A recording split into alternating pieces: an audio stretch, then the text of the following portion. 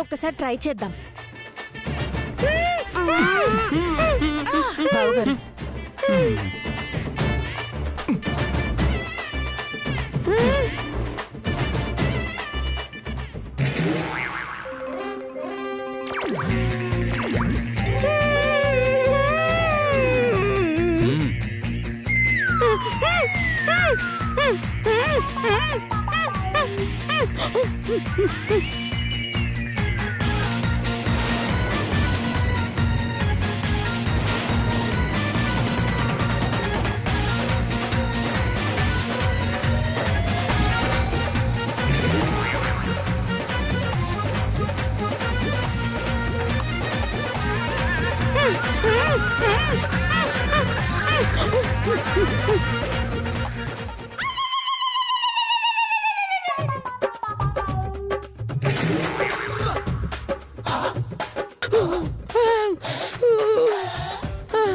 దీపక్, నువ్వు పట్రా.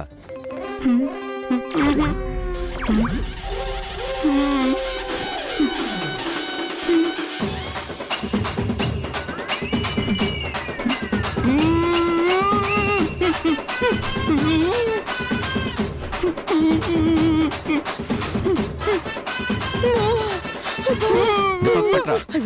వచ్చేసిందా?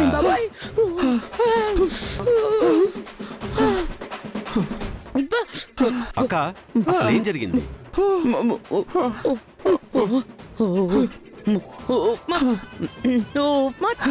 ఉప్మా తినాలనిపించి వండుకొని తిన్నాను తమ్ముడు. నువ్వెందుకు వండావు అక్క? వంట వాళ్ళు చెప్తే వాళ్ళు వండి పెడతారు కదా.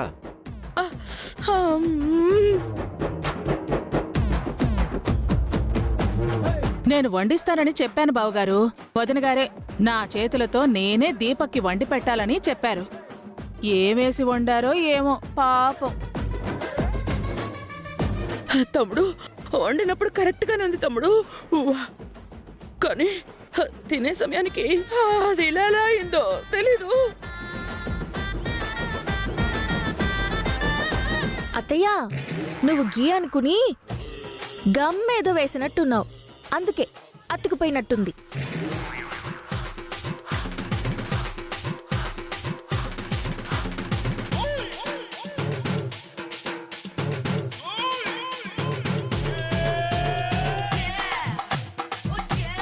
అక్క, 2 రోజుల్లో పెళ్లి పెట్టుకున్నారు.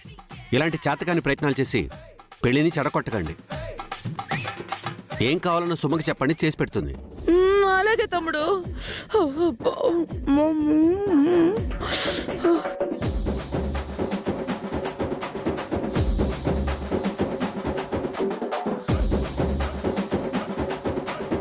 నా రాజుని కొట్టించారు కదా, దాని ప్రతిఫలంగా ఇది చిన్న శాంపిల్ మాత్రమే.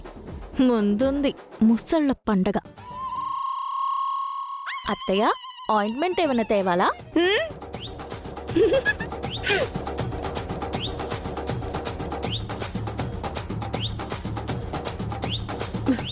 రే దీపక్, ఇదంతా రూప పనే అయి ఉంటుంది. నేను ఉప్మా బాగానే చేశాను రా. ఈ ఉప్మాలో రూపేదో కలిపి ఉంటుంది. ఇక మీదట మనం చాలా జాగ్రత్తగా ఉండాలి మమ్మీ. ముందు పెళ్ళామని రూప సంగతి తర్వాత చూద్దాం. పద మమ్మీ.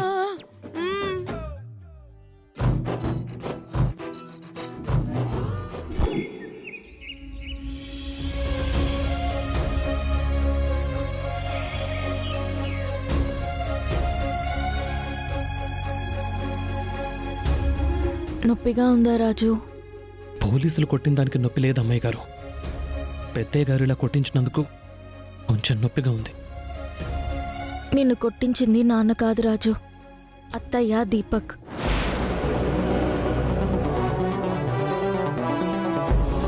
నువ్వు బయటికి వస్తే ఈ పెళ్లి ఎలా అయినా ఆపుతావనే భయంతోనే నిన్నిలా కొట్టించారు. దెబ్బకి దెబ్బ రిటర్న్ గిఫ్ట్గా ఇస్తాను అమ్మాయి గారు. ఏ పెళ్ళైతే నేను ఆపుతానని భయపడి నన్ను కొట్టించారో ఆ భయాన్ని నిజం చేస్తానమ్మాయి గారు. నాకు కూడా ఇలానే అనిపిస్తోంది రాజు, కానీ నిన్నీ పరిస్థితుల్లో ఇబ్బంది పెట్టడం నాకిష్టం లేదు. నువ్వు రెస్ట్ తీసుకో రాజు, ఈ పెళ్లిని ఎలా ఆపాలో నేను ఆలోచిస్తాను. వద్దమ్మాయి గారు, ఇప్పటికే మీరు పింకీ విషయంలో నాకు సాయం చేసి పెద్దయ్య గారికి దూరం అయ్యారు. ఇప్పుడు మళ్ళీ ఆ దూరాన్ని శాశ్వత దూరంగా మార్చుకోవద్దు. ఈ పెళ్లిని ఎలా ఆపాలో నేనే ఆలోచిస్తాను. వద్దు రాజు, నిశ్చితార్థం ఆపినందుకే ఇంత చేశారు. ఇప్పుడు పెళ్లిని ఆపాలని ప్రయత్నిస్తే ఇంకెంత చేస్తారో అని భయంగా ఉంది రాజు.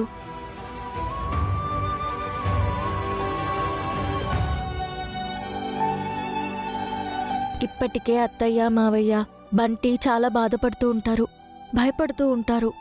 వాళ్ళని ఇంకా బాధ పెట్టడం నాకిష్టం లేదు రాజు. ఆ రోజు నేను చేసిన చిన్న పొరపాటు వల్ల మందారంకి ఈ పరిస్థితి ఎదురైంది. ఇప్పుడు ఆ పొరపాటుని సరిదిద్దుకునే అవకాశం వచ్చింది. సరిదిద్దుకుంటాను. మందారంకి అన్యాయం జరగకుండా అడ్డుకుంటాను రాజు. ఎలా అడ్డుకుంటారమ్మాయి గారు? మీ దగ్గర ఏమైనా ఐడియా ఉందా?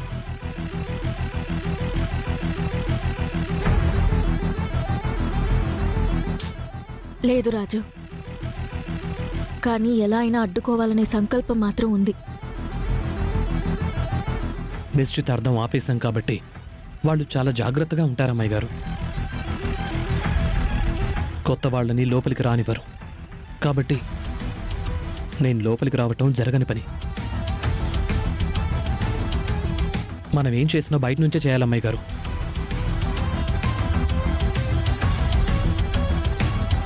అయితే ఒక పని చేద్దాం రాజు. ఏంటమ్మాయి గారు? ఆడపెళ్లి వాళ్ళ దగ్గరకు వెళ్ళి దీపక్ ఎంత దుర్మార్గుడో చెప్పేద్దాం.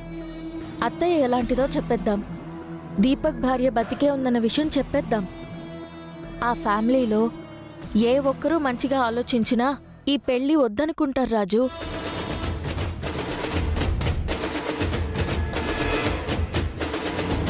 వాళ్ళు కూడా విజయాంబిక దీపక్ లాగా వెదవలైతే ఎలా అమ్మాయి గారు? ముందైతే పాజిటివ్గా థింక్ చేసి అట్లీస్ట్ ప్రయత్నిద్దాం రాజు. మన ప్రయత్నం ఫెయిల్ అయితే తర్వాత ఏం చేయాలో అప్పుడు ఆలోచిద్దాం. ఒకవేళ సక్సెస్ అయితే మనకే మంచిది కదా రాజు. సరే, పదండి అమ్మాయి గారు.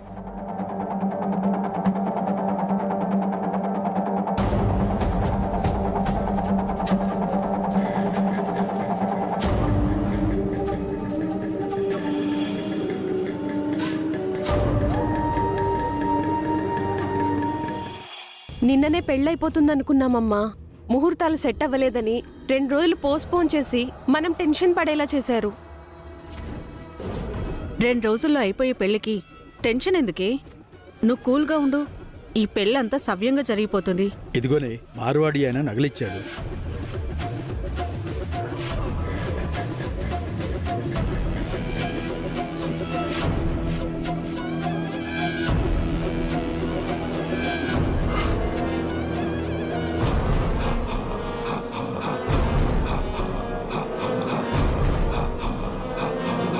ఇప్పుడు ఈ నగలు చేయించడం ఎందుకే?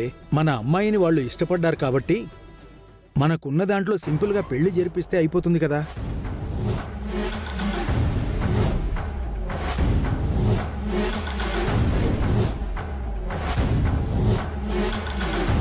నేనేదో బంగారు నగలు చేయించినట్టు ఫీల్ అయిపోతున్నారేంటండి? అంటే ఇవి బంగారు నగలు కదా? ముమ్మాటికి కాదు.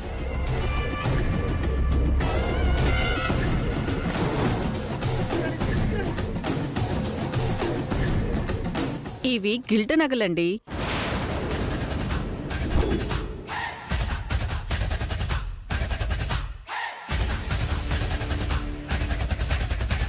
గిల్ట్ నగలు ఎందుకు చేయించినట్టు రాజు? ఒరిజినల్ నగలు చేయించుకునే స్తోమత మనకెక్కడుంది నాన్న? ఆ రోజు ఫంక్షన్లో నేను వేసుకున్న గిల్టు నగలు చూసి ఒరిజినల్ నగలు అని వాళ్ళు ఫీల్ అయ్యారు.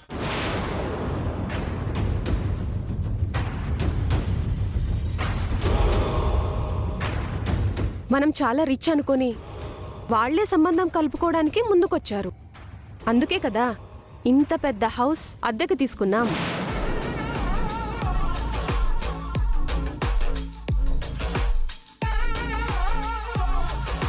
మనం ఎన్ని జన్మలెత్తినా సంపాదించలేని డబ్బు, హోదా ఈ పెళ్లి జరగడంతో సంపాదించొచ్చు నాన్నా.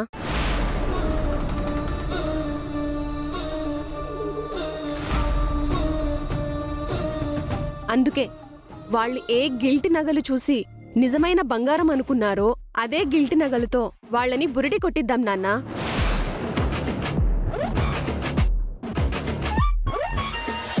ఇవి గిల్టు నగలని వాళ్ళకి తెలిసిపోతే ఎలా అమ్మా?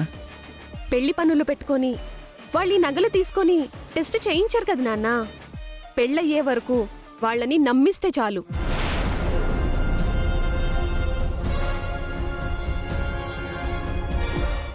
పెళ్ళైపోతే వాళ్ళు ఎలాగో ఏమీ చేయలేరు.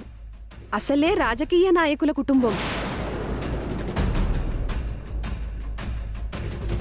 చూడు రాజు, వీళ్ళెంత మోసగాళ్ళో. వాళ్ళు మోసగాళ్ళైతే మనకేంటి, మంచివాళ్ళైతే మనకేంటి అమ్మాయి గారు? ఈ పెళ్ళి ఆగిపోవాలి.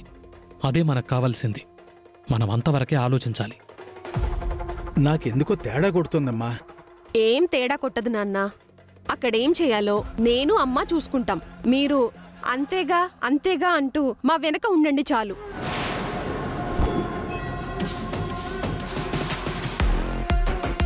పెళ్ళయ్యి 5-6 కొడుకున్నాడని తెలిసినా పెళ్లికి ఒప్పుకోవడానికి నేనేమన్నా వెర్రిదానా నాన్న? నేను పెళ్లికి ఒప్పుకుంది ఆ దీపక్ అందం చూసో, దీపక్ కొడుకు చేత అమ్మా అని పిలిపించుకోవడానికో కాదు, ఆ ఆస్తిలో వాటా పంచుకోవడానికి. కాబట్టి ఎట్టి పరిస్థితుల్లో అయినా ఈ పెళ్లి జరగాలి.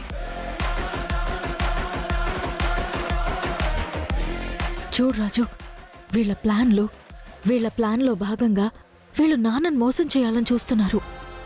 ఎట్టి పరిస్థితుల్లో ఈ పెళ్లి జరగకూడదు రాజు. సరే విజయాంబిక వాళ్ళు ఈ గిల్టు నగల కోసం కొండంత ఆశతో ఎదురు చూస్తూ ఉంటారు. మీరెళ్ళి త్వరగా రెడీ అవ్వండి.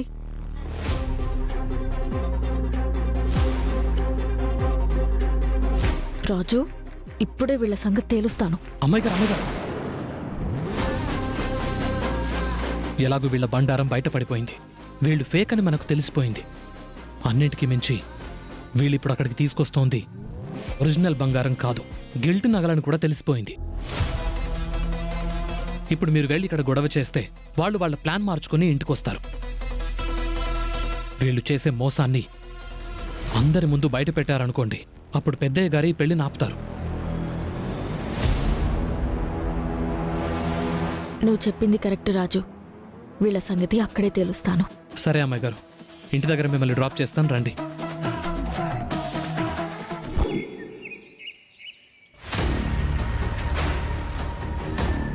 రే దీపక్, పెళ్లి వాళ్ళని ఒక రోజు ముందే నగదు తెచ్చివమని చెప్పాం కదా, ఇంకా తీసుకుని రాలేదేంటి?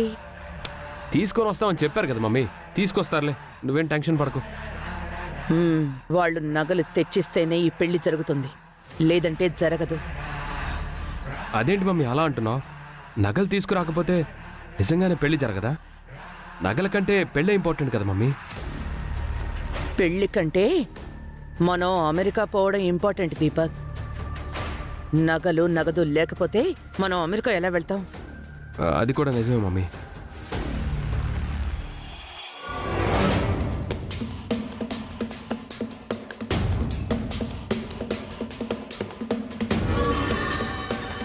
అమ్మా రూపా, ఎక్కడికి వెళ్ళావమ్మా? చిన్న పని మీద బయటికెళ్ళాను పిన్ని. రూపకి రాజుని కలవడం కంటే పనే ఉంటుంది, రాజుని కలవడానికి వెళ్ళుంటుంది. ఈ పెళ్లిని ఎలా ఆపాలా అని ప్లాన్ వేసుకుని వచ్చుంటుంది. నా గురించి మీరేం ఆలోచిస్తున్నారో అది 100% కరెక్ట్ అత్తయ్య. నేను రాజుని కలిసి ఈ పెళ్లిని ఎలా ఆపాలి అని డిస్కస్ చేశాను. ఆపే ప్లాన్ కూడా వేశాను. అవును, ఎవరి కోసం అత్తయ్య అంత ఆత్రంగా ఎదురు చూస్తోంది? ఇంకెవరి కోసమమ్మా? పెళ్లి వాళ్ళు నగలు తెస్తామని చెప్పారు, వాళ్ళ కోసం అనుకుంటా. నగలు తెస్తున్నారత్తయ్య. వాళ్ళు నగలు తీసుకురాగాని అందరి ముందు వాళ్ళ బండారం బయట పెట్టి ఈ పెళ్లి ఆగిపోయేలా చేస్తాను. దీపక్, పెళ్లి వాళ్ళు వచ్చేసినట్టున్నారు, రారా.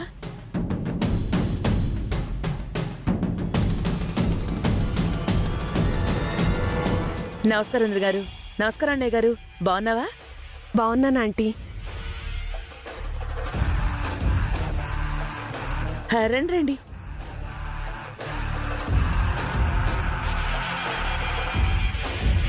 రండి, కూర్చోండి.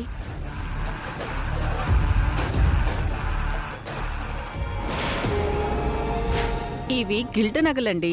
ఒరిజినల్ నగలు చేయించుకున్న స్తోమత మనకెక్కడుంది నాన్న? ఆ రోజు ఫంక్షన్లో నేను వేసుకున్న గిల్టు నగలు చూసి ఒరిజినల్ నగలు అని వాళ్ళు ఫీల్ అయ్యారు.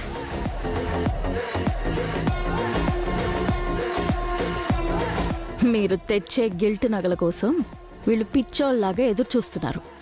నిజంగా మందారం లేకుండా ఉండుంటే మీలాంటి వాళ్లే వీళ్ళకి కరెక్ట్ అని వదిలేసి ఉండేదాన్నేమో. కానీ ఇప్పుడు మందారం ఉంది.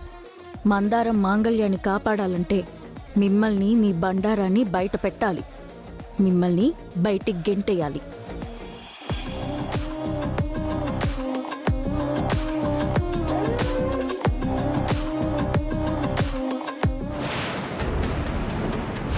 వాళ్ళు నగలు తెచ్చిస్తేనే ఈ పెళ్లి జరుగుతుంది, లేదంటే జరగదు.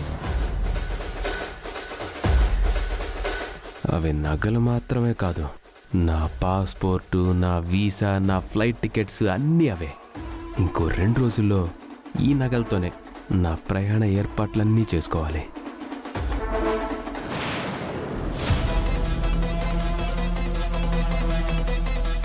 ఇవి కేవలం నగలు మాత్రమే కాదు, ఈ రాజ్మహల్లో నన్ను శాశ్వతంగా రాణిలా కూర్చోబెట్టే ఆయుధాలు. ఇంకో రోజు గడిస్తే దీపక్ పెళ్ళాంగా ఈ రాజ్మహల్లో అడుగు పెడతాను. ఈ రాజ్మహల్కి రారాణి అవుతాను. ఈ నగలతో ఏమవుతుందని మీరు కలలు కంటున్నారో ఆ కలలన్నిటినీ నేను కన్నీళ్ళని చేస్తాను. వదిన గారు, ఇవిగోండి, మీరొక రోజు ముందే నగలు తెచ్చి ఇవ్వాలని అడిగారు కదా, మీరు అడిగిన నగలు తీసుకొచ్చాం. అన్నీ సరిగ్గా ఉన్నాయో లేదో చూసుకోండి. అయ్యో, సరిగ్గా ఉన్నాయో లేదో చూసుకున్నావంటే మేము మిమ్మల్ని అగౌరవపరిచినట్టు అవుతుంది వదిన గారు. తీసుకోండి వదిన గారు. ఆ, అత్తయ్య,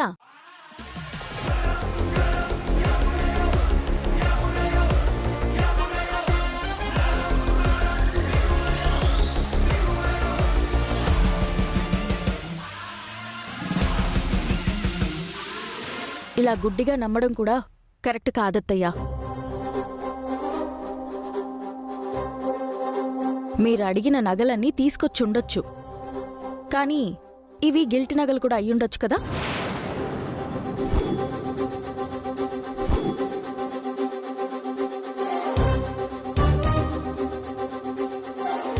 ఏం మాట్లాడుతున్నావు రూపా?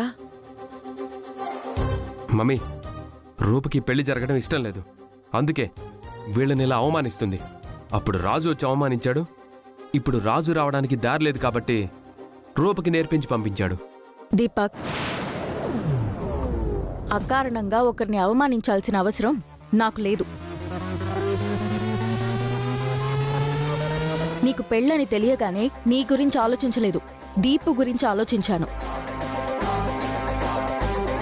దీపుకి రాబోయే అమ్మ ఎలా ఉంటుందో అని ఆలోచించాను. అందుకే వీళ్ల గురించి ఎంక్వైరీ చేశాను.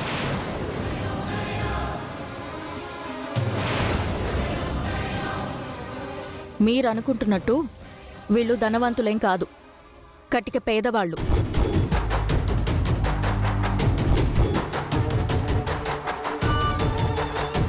వీళ్ళు నిన్ను పెళ్లి చేసుకోవాలనుకుంటుంది నిన్ను చూసి కాదు, నీ వెనకున్న మా నాన్నని చూసి, మా నాన్న హోదాని చూసి. ఇప్పుడు తీసుకొచ్చిన ఈ నగలు కూడా ఒరిజినల్ కాదు, గిల్ట్ నగలు.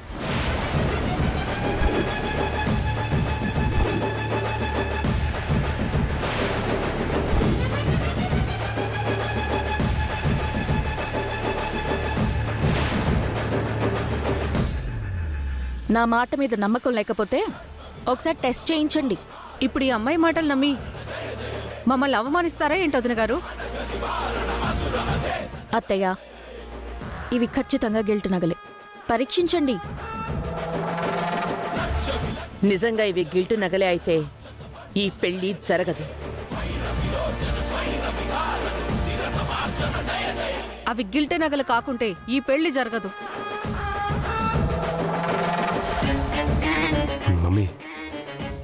ఒకవేళ అవి నిజమైన నగలైతే ఈ పెళ్లి జరగదంటున్నారు.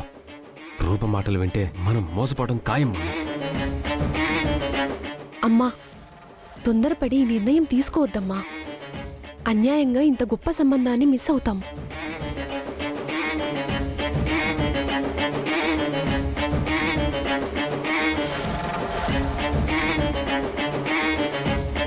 నమస్కారం. నమస్కారం అండి. ఏమైంది? అందరేదో సీరియస్గా డిస్కస్ చేస్తున్నారు.